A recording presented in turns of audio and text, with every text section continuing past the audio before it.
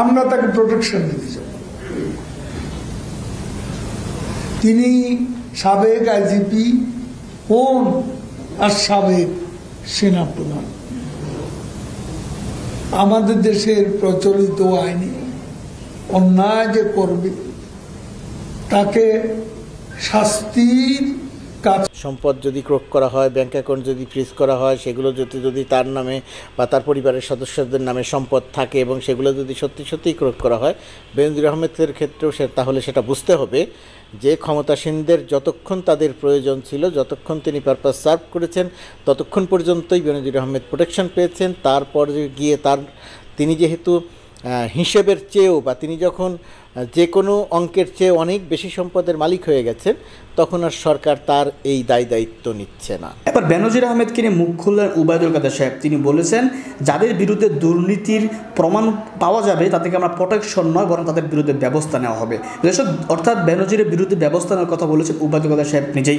চলুন আমরা ওবায়দুল কাদের সাহেব কথা বলার সময় পাশাপাশি আলোচনা শুনবো যে এই মুহূর্তে হঠাৎ করে বেনজিরকে কেন তার সম্পত্তি বাজেয়াপ্ত করা হচ্ছে, ব্যাংক অ্যাকাউন্ট বাজেয়াপ্ত করা হচ্ছে, এর পিছনে রহস্যটা কি? এরপর গুরুত্বপূর্ণ কথা বলবো, প্রত্যেকে আশা করি বুঝতে পারবেন যে এই মুহূর্তে বেনজিরের বিষয়টি সামনে আনার মূল কারণটা কি। আমরা তাকে প্রোটেকশন দিতে চাই। তিনি সাবেক আইজিপি হন আর সাবেক সেনাপ্রধান। আমাদের দেশের প্রচলিত আইনে অন্যায় যে করবে তাকে শাস্তির কাছে সমর্পণ করা। এখানে কোনো প্রকার সরকারের কাউকে প্রোটেকশন দেওয়ার বিষয় নেই। এবং দেখুন আবরার হত্যাকাণ্ড, এখানে যাদের দণ্ড হয়েছে চরম দণ্ড,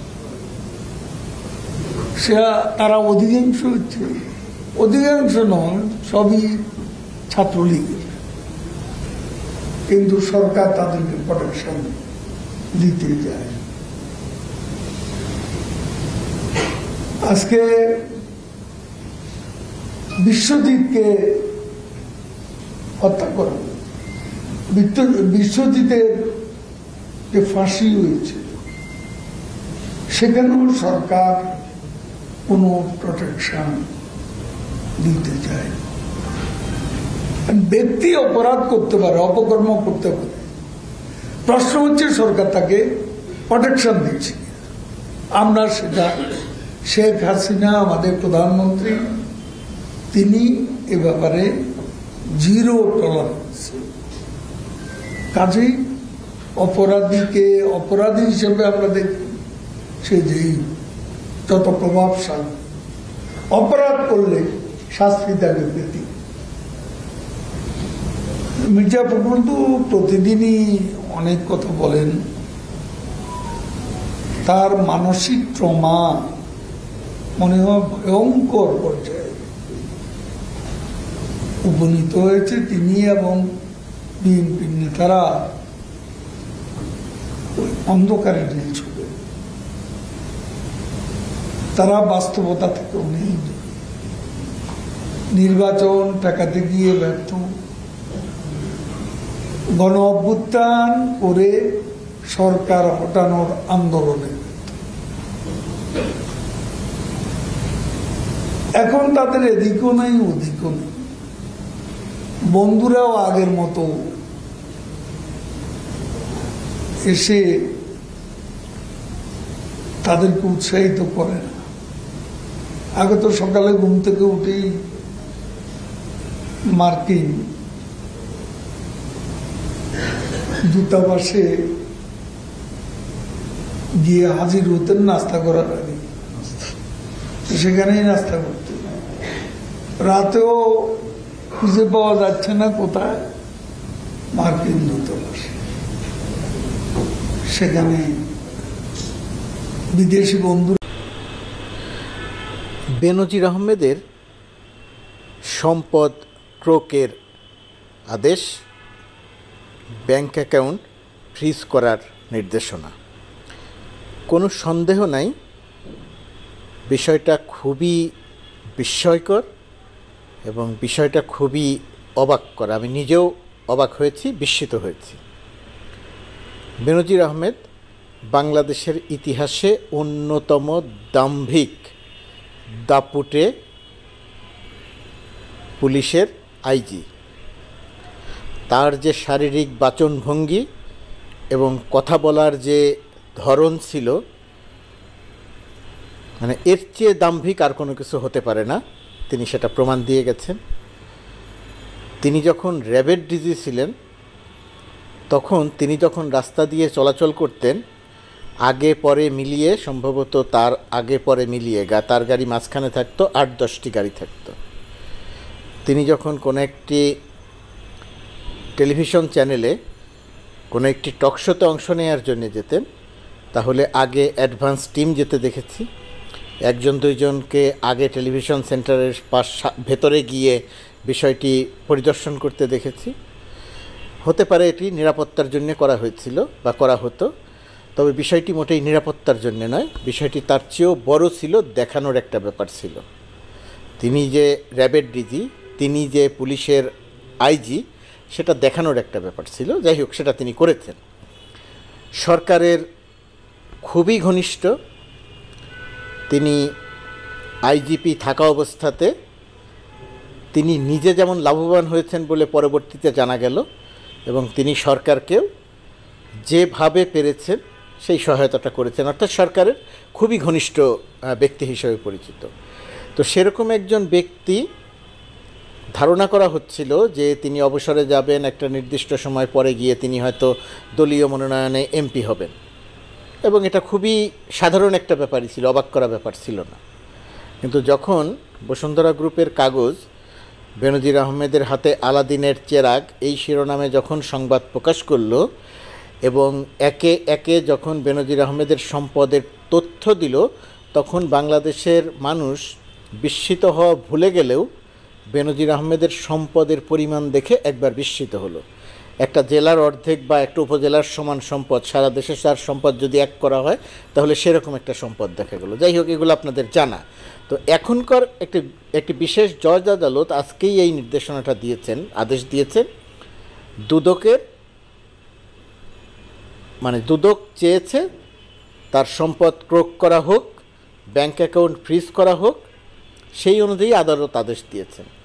প্রথমে দুদক যে চাইলো এটাতেও বিস্মিত হলাম এই কারণে যে বেনজির আহমেদকে নিয়ে যখন সংবাদ প্রকাশিত হচ্ছিল, যতক্ষণ পর্যন্ত না ব্যারিস্টার সুমন দৌড়াদৌড়ি করলেন, রিট করলেন, দুদককে মোটামুটি একভাবে বাধ্য করলেন তার সম্পদের বিষয়টি তদন্ত করার জন্য, তার আগে পর্যন্ত দুদকও চুপচাপই ছিল। তো দুদক সেই জায়গা থেকে তৎপর হয়ে এই অতিরিক্ত তৎপর যে তার সম্পদ ক্রোকের আদেশ বা তার সম্পদ ক্রোকের অনুরোধ করবেন আদালতের কাছে, এবং আদালত সেটা আদেশ দিলেন, এটা বিস্ময়কর। তো যাই হোক, তো বিস্ময়কর। তো প্রথমে যখন আমি সংবাদটা দেখলাম, তো তখন সংবাদটি দেখে মনে হলো যে বেনজির আহমেদের নামে 83টি দলিলে যে সম্পদ আছে সেটা জব্দের কথা, সেটা ক্রোকের আদেশ দিয়েছেন হয়তো, এবং বেনজির আহমেদের নামে যে ব্যাংক অ্যাকাউন্টগুলো আছে, টাকা আছে, সেগুলো ফ্রিজ করার নির্দেশ দিয়েছেন সম্ভবত।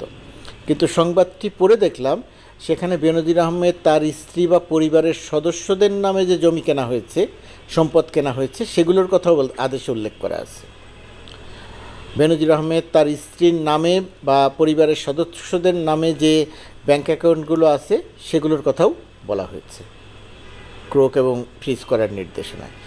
সত্যিই যদি বেনজির আহমেদের সম্পদ ক্রোক করা হয়, সত্যিই যদি বেনজির আহমেদের ব্যাংক অ্যাকাউন্ট ফ্রিজ করা হয়, সত্যিই যদি এই সমস্ত দলিলে বেনজির আহমেদের সম্পদ থাকে, অন্য নামে থাকলে আলাদা ব্যাপার, পরিবারের বাইরের নামে থাকলে আলাদা ব্যাপার, সত্যিই যদি এই 33টি ব্যাংক অ্যাকাউন্টে তার অর্থ থাকে, টাকা থাকে, এবং তাহলে যদি ফ্রিজ করা হয় এবং সম্পদ বাজেয়াপ্ত করা হয়, সম্পদ ক্রোক করা হয়, তাহলে সত্যিই এটা একটা বিস্ময়কর ঘটনা হবে এবং একটা দৃষ্টান্তমূলক ঘটনা হবে। বিস্ময়কর ঘটনা হবে যে প্রভাবশালীদের প্রভাব সারা জীবন থাকে না, সেটা দাম্ভিকতার একসময় অবসান ঘটে সেটা। আর আরেকটা জিনিস, যে এই ধরনের পদে থাকা লোকজনদেরকে ক্ষমতাবানরা বা ক্ষমতাসীনরা ততক্ষণ পর্যন্তই সুবিধা দেন যতক্ষণ পর্যন্ত তাদের কাজে আসে। সেনাপ্রধান, সাবেক সেনাপ্রধান জেনারেল আজিজের ক্ষেত্রে বিষয়টা সত্যি হতে যাচ্ছে। এবং একই রকমভাবে যদি যে কথাগুলো বললাম, সম্পদ যদি ক্রোক করা হয়, ব্যাঙ্ক অ্যাকাউন্ট যদি ফ্রিজ করা হয়, সেগুলো যদি তার নামে বা তার পরিবারের সদস্যদের নামে সম্পদ থাকে এবং সেগুলো যদি সত্যি সত্যিই ক্রোক করা হয়, বেনজির আহমেদের ক্ষেত্রেও তাহলে সেটা বুঝতে হবে যে ক্ষমতাসীনদের যতক্ষণ তাদের প্রয়োজন ছিল, যতক্ষণ তিনি পারপাস সার্ভ করেছেন, ততক্ষণ পর্যন্তই বেনজির আহমেদ প্রোটেকশন পেয়েছেন। তারপর গিয়ে তিনি যেহেতু হিসেবের চেয়েও বা তিনি যখন যে কোনো অঙ্কের চেয়ে অনেক বেশি সম্পদের মালিক হয়ে গেছেন, তখন আর সরকার তার এই দায়িত্ব নিচ্ছে না। বিষয়টি এরকম যে দুর্নীতির অভিযোগ যদি কারো বিরুদ্ধে আসে তাহলে জিরো টলারেন্স। একটি দুটি ঘটনা দিয়েও সেটা সরকার প্রমাণ করতে চাইতে পারে যে এই দেখেন বেনজির আহমেদের বিরুদ্ধে অভিযোগ এসেছিল, সরকারের এত ঘনিষ্ঠ, এত দাপটের, এত প্রভাবশালী, এত দাম্ভিক একজন মানুষের বিরুদ্ধেও ব্যবস্থা নেওয়া হলো। সেটা সত্যিই দুর্নীতির বিরুদ্ধে ব্যবস্থা নেওয়া হয় সেটা বলার কোনো সুযোগ নাই, কিন্তু সরকারের জায়গা থেকে এটা বলার সুযোগ আছে যে দেখেন আমরা এরকম ক্ষমতাবানের বিরুদ্ধেও ব্যবস্থা নিলাম। অর্থাৎ কেউই আইনের ঊর্ধ্বে নয়, জিরো টলারেন্সের শাস্তি সবাইকেই ভোগ করতে হয়। এই কথাগুলো বললাম, কিন্তু আমার খুবই দেখার ইচ্ছে, আপনাদের মতো আমারও দেখার এবং জানার ইচ্ছে সামনের সময়টি কী ঘটে, আগামী 2-3 দিনের মধ্যে ঘটনাটা কী ঘটে এটা জানার ইচ্ছে। পরবর্তীতে হয়তো আপনাদের সঙ্গে বিষয়টি নিয়ে আবারও কথা বলবো। দর্শক, আলোচনাগুলো শুনেছেন, উবায়দুল কাদের সাহেবের কথা কিন্তু স্পষ্ট বোঝা গেল যে বেনজিরকে তারা গ্রেফতার করতে পারে, এতে কোনো সন্দেহ নেই। তাহলে আমরা যেটা মনে করতেছিলাম যে বেনজিরকে সরকার প্রোটেকশন দেবে, কারণ দীর্ঘ এই 17 বছর যাবত সরকারকে প্রোটেকশন দিয়েছে বেনজির, তাহলে বেনজিরের সম্পত্তি বা বেনজিরকে প্রোটেকশন দেওয়ার সরকারের তোর গুরু দায়িত্ব। কিন্তু সরকার সেটা না করে উল্টো তার ব্যাঙ্ক অ্যাকাউন্ট জব্দ করা হচ্ছে এবং হাইকোর্টের নির্দেশে তার সম্পত্তি কুপ করা হচ্ছে। তাহলে বোঝা যাচ্ছে যে বসুন্ধরাকে দিয়ে যে কাজগুলো করানো হয়েছে এগুলো সরকার নিজেই মূলত করিয়েছে বেনজিরকে ফাঁদে ফেলতে। হয়তোবা বেনজির তলে তলে কিছু একটা করার চেষ্টা করছিল, এই জন্য বেনজিরকে তাদের কবজায় নিয়ে যাওয়ার জন্য এই কাজগুলো করা হচ্ছে। আওয়ামী লীগ এমন একটা দল, সবাই যেটা বলে থাকে যে যার দ্বারা তাদের কাজ শেষ হয়ে যাবে তাকে তারা টিস্যুর মতো ছুঁড়ে ফেলে দেবে। ঠিক বেনজিরের এখন মূল্যহীন একটা শরীর, এই বেনজিরের এখন কোনো মূল্য নেই, তাকে টিস্যুর মতো তারা ছুঁড়ে ফেলে দিতেছে। এটা প্রমাণ কিন্তু আমাদের সামনে চলে আসতেছে। যারা এখন বেনজিরের মতো দায়িত্বে আছে বিভিন্ন জায়গায়, তাদেরও বিষয়গুলো বোঝা উচিত। তারা যখন সাবেক হয়ে যাবে তাদেরকেও ঠিক এইভাবেই ছুঁড়ে ফেলা হবে।